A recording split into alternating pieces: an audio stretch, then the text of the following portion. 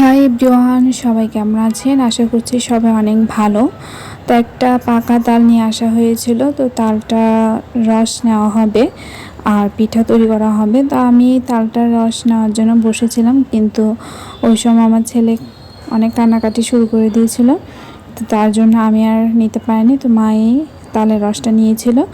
তো নিয়ে এই যে পিঠা তৈরির জন্য পিঠার ব্যাটারটাও মা মেখে রাখছে দুপুরবেলায়। বিকেলবেলায় কেক পিঠা তৈরি করা হবে। তো দুপুরে যদি মেখে রাখা হয় তাহলে কেকগুলো ভালো হবে। তো এখানে এই যে তালের রস, চিনি আর সুজি দিয়ে ব্যাটারটা তৈরি করছে।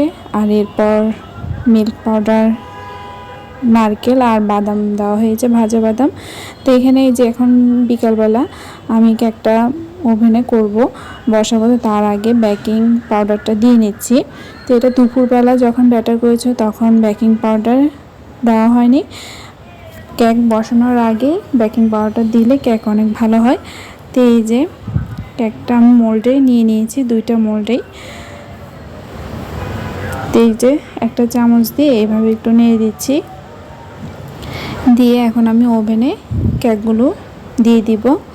তো এই যে এখানে টাইম সেট করে দিয়ে দিয়েছিলাম, আর কেকটা খুব সুন্দরভাবে হয়ে গিয়েছে।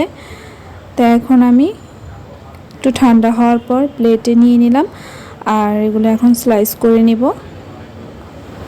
খুবই টেস্টি হয়েছিল এই কেক পিঠাটা, সুজি দিয়ে করলে দারুণ হয় খেতে। তো এই যে এখন আমি পিস পিস করে নিচ্ছি, যেমন সফট হয়েছে তেমন খেতেও কিন্তু খুবই দারুণ হয়েছে। আর নারকেলগুলো বড় বড় করে কুড়িয়ে দেওয়ার কারণে খেতে কিন্তু দারুণ লাগছিল, যখন দাঁতের নিচে পড়ছিল আর অনেক ভালো লাগছিল। তো সেমভাবে আমি আরেকটা কেকও স্লাইস করে নিচ্ছি। কেক হওয়ার পর এভাবে স্লাইস করতে কিন্তু দারুণ লাগে।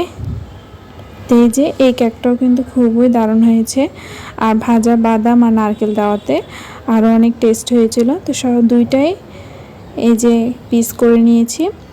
তো কে কে কেক পিঠা পছন্দ করেন অবশ্যই কমেন্ট বক্সে জানাবেন, আর কে কীভাবে তৈরি করে থাকেন জানাতে ভুলবেন না।